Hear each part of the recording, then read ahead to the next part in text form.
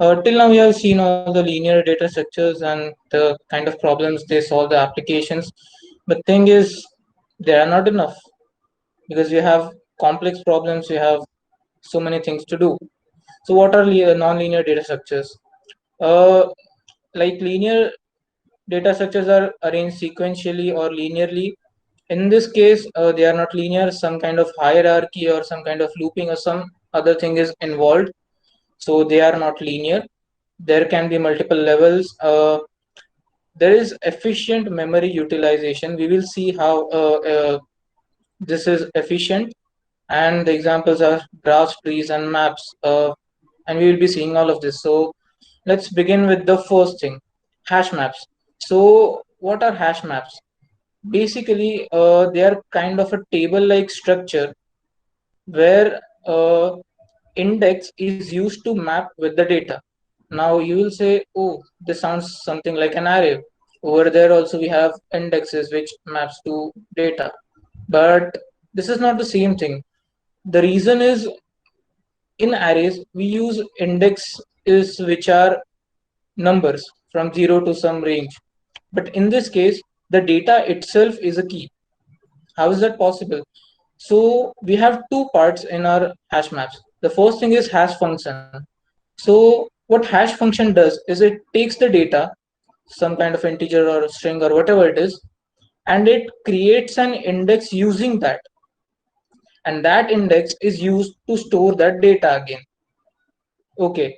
So basically a function that converts a given data to small practical integer value, which is used to map the data in that array. So let's say my function is modulo 7 and the data I want to store is, let's say, 8. So 8 modulo 7 is 1. In my array or table, this data, which is 8, will be stored at 1. Or for example, in the diagram, you can see A is stored at key 1. Okay. And the other thing is the hash table where the data itself is stored.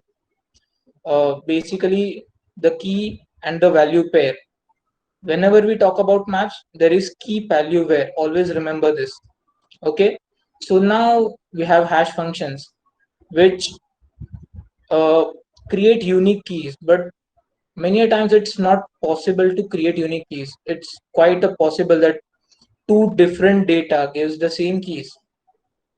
Well, that is a problem, and that problem is called as collision. And for that, we need to advise some collision handling techniques. So, how do we handle the collisions in hash maps? This technique is basically called as chaining or linking.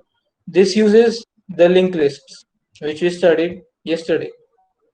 So, what happens is basically, let's say we have uh, as we took the example of modulo 7 function, hash function, 8 modulo 7 is 1. And at the same time, 15 modulo 7 is also 1. Now, we want to store both 8 and 15. How do we store it? So basically, we create a linked list.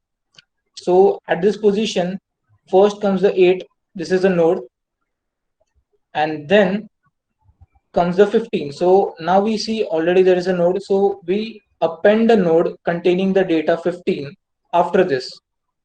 Okay. And in similar manner, we create a structure which is basically used to handle the collisions.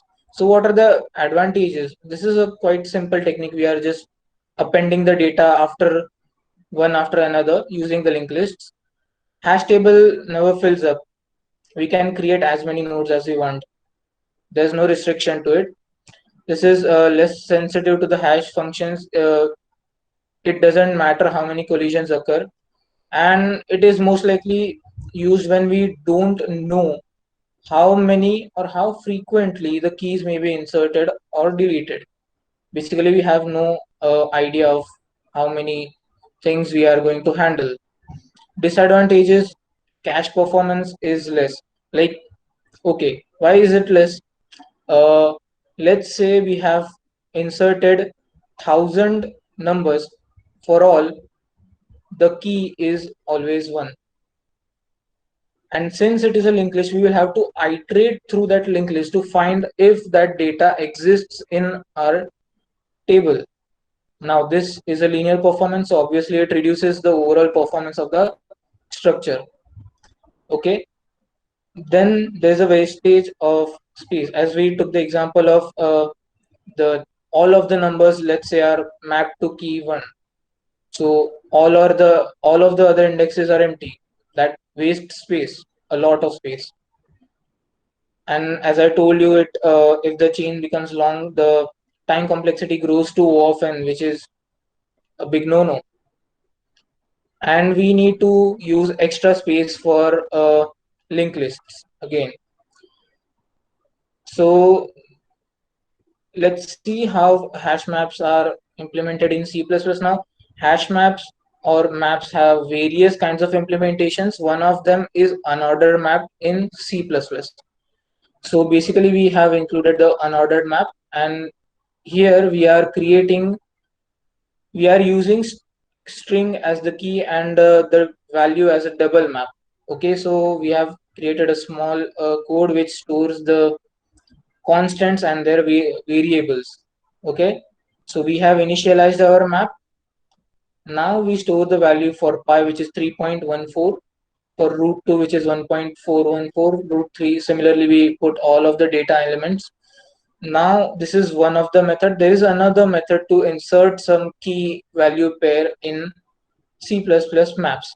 So what is it? We can use the insert function, and then we will be using a make pair.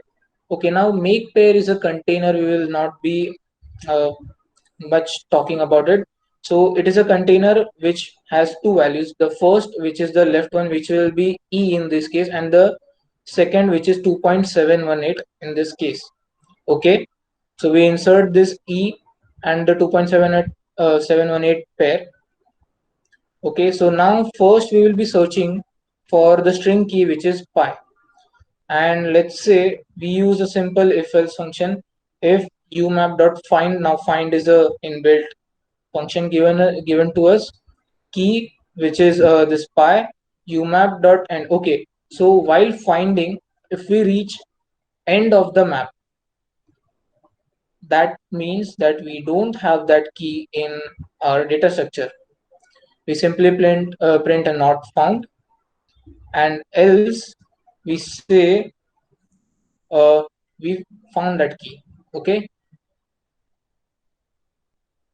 and on the other hand, if we want to just print out all of the data, we will simply say itr equals umap.begin. It gives the beginning of the map, and we iterate using a for loop until the end.